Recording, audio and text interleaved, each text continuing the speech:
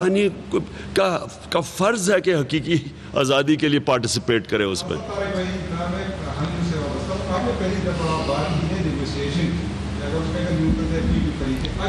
इस मामले पर आप जो गवर्नमेंट रहते हैं, अगर गवर्नमेंट आपसे रिव्यू करती है, आप बैठेंगे उनके साथ? आपने कई दफा बात की, मतलब उसके हम गवर्नमेंट के साथ बिल्कुल बैठ सकते हैं, लेकिन ये आपको बता दें कि नेगोशिएशंस में ये होगा कि इलेक्शंस आपको अनाउंस करने पड़ेंगी जून के महीने में। इलेक्शंस अनाउंस करने के लिए आप तैयार हैं? बाकी सारी नेगोशिएशंस के ऊपर हम बैठने के लिए तैयार हैं। मुझे सिर्फ ये इन्होंने जो कानून चेंज किया ओवरसीज़ पाकिस्तानी को वोट ना देने का, ये हम सुप्रीम कोर्ट में भी जाएंगे।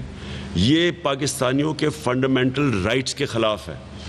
आप ये कर ही नहीं सकते। ये इस तरह का आप बैठ के जी औरतों को नहीं हम वोट देते, आप कह सकते हैं हम औरतों को नहीं वोट दे सकते, असेंबली बिल पास कर देती है। ये बिल्कुल गलत है, उनका फंडामेंटल राइट है, कभी उसके खिलाफ लेजिस्लेशन भी नहीं कोई कर सकता। इसको चैलेंज करेंगे। ये चीज़ है तो मुज़ाकरात से होती है, सियासत के अंदर आपने जब किया था कराया था तो कौन से ये जो बिल थे अभी जो रिवर्स हुए, कौन सा बिल?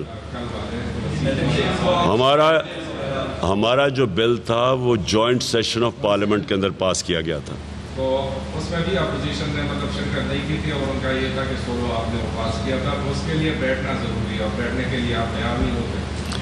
हमने 1 साल पहले सारी अपोजिशन को बार बार दावत दी। उनको हमने 2 चीज़ों पे, ईवीएम मशीन्स के ऊपर और हमने ओवरसीज़ पाकिस्तानी वोटिंग। 1 साल से हमने सब कुछ ऑन रिकॉर्ड है, बार बार अपोजिशन को दावत दी कि हमारे साथ बैठे। दोनों क्यों? एक तो ओवरसीज़ पाकिस्तानी का राइट है, ये मुल्क चले ही ना अगर वो पैसे ना भेजें। सारा मुल्क चल रहा है, अगर वो 31 अरब डॉलर ना आता, अब IMF और सारी इमदाद एक तरफ कर लें तो वो को 5% भी नहीं बनती जो ओवरसीज़ पाकिस्तानी पैसा भेजा है। उनको अगर राइट का आप राइट ही नहीं दे रहे इलेक्शन का, इससे बड़ा यानी ये छोड़ें कि उनके ऊपर कितना जुल्म है, ये समझे कि आप कैसे डिप्राइव कर सकते हैं किसी सेक्शन को राइट ऑफ वोट। तो ये हमने बार बार इनको कमिटीज़ पे दावत दी। हम 1 साल, ये सब कुछ रिकॉर्ड के ऊपर है। उसके बाद आखिर में हमने ये जॉइंट सेशन बना के ये पास किए थे दोनों। और ईवीएम मशीन क्यों थी? 2015 के अंदर जुडिशल कमीशन बैठी, सुप्रीम कोर्ट में उस वक्त चीफ जस्टिस के नीचे बैठी, उसने फाइंडिंग्स दी, उसमें 40 फाइंडिंग्स थी और वो सारा एक ही चीज़ शो करती थी कि जितनी भी धांधली होती थी वो जब पोलिंग ख़त्म होती थी और रिज़ल्ट अनाउंस होने के बीच में होती थी। सारा जो फॉर्म 15, 14 जो सारा वो बैग्स खुले होते थे, वो जो डबल स्टैंपिंग होती थी, जो रिजेक्टेड वोट्स थी, वो सारा होता था इस पीरियड के बीच में। तो जो ईवीएम मशीन है वो सब कुछ ख़त्म कर देती है। जैसे इलेक्शन ख़त्म होता है बटन दबा रिजल्ट आ जाता है, तो वो सारा इशू ख़त्म हो जाता है।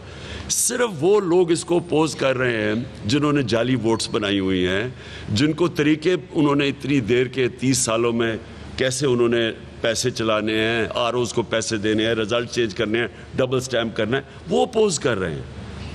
हिंदुस्तान में होता है ये ईवीएम पे इलेक्शन, पाकिस्तान में क्यों नहीं ये करने देते?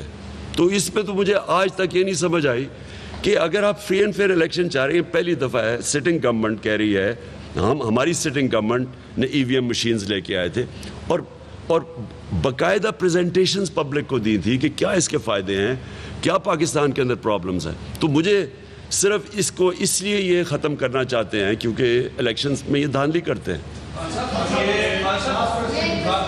जी जी जी जी जी जी जी जी ख्वातीन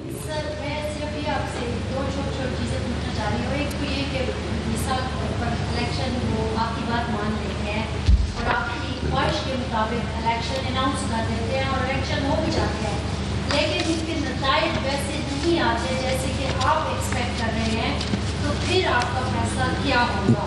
और दूसरा, क्या आप सियासत में मज़हब के टच के हामी हैं? पहली चीज़ थी आपको मैं वाज़े कर दूं कि जो आप कहते हैं ना कि इलेक्शंस के रिज़ल्ट्स नहीं आते, मैं वो क्रिकेट की 200 साला तारीख का वो कैप्टन हूँ जिसने न्यूट्रल अंपायर लेके आया था। और पहली दफ़ा ये आपको नहीं पता होगा कि क्रिकेट में न्यूट्रल अंपायर तब आए, नहीं तो अपने अपने अंपायर होते थे। तो हम पहली दफ़ा लेके पाकिस्तान वो मुल्क है जो हमने 86 के अंदर न्यूट्रल अंपायर लेके, अब सारी दुनिया में न्यूट्रल अंपायर है। मेरी पूरी कोशिश थी कि जब मैं इक़्तिदार में आऊँ, हर इलेक्शन हमारा मुतनाज़ा होता है। मेरा पूरी कोशिश ये थी कि हम वो गवर्नमेंट बने जो पहली दफ़ा इलेक्शन इस तरह करवाए कि जो हारने वाला है वो मान जाए। जिस तरह आज क्रिकेट में, हमारे ज़माने में नहीं मानते थे, आपकी वो कहते थे जी अंपायरों ने हरा दिया दूसरे, आज कोई सारे मान जाते हैं हार जीत क्रिकेट में। उसी तरह अगर हमने ये जो रिफॉर्म्स लेके आए थे, सब मान जाएंगे कौन जीतता है कौन हारता है। तो आपने ये बात की ना कि जी आप रिज़ल्ट मानेंगे या नहीं, अगर आप इलेक्शन ठीक करवा देंगे तो रिज़ल्ट सब मान जाएंगे। दूसरी आपने मज़हब की बात की, देखें मैं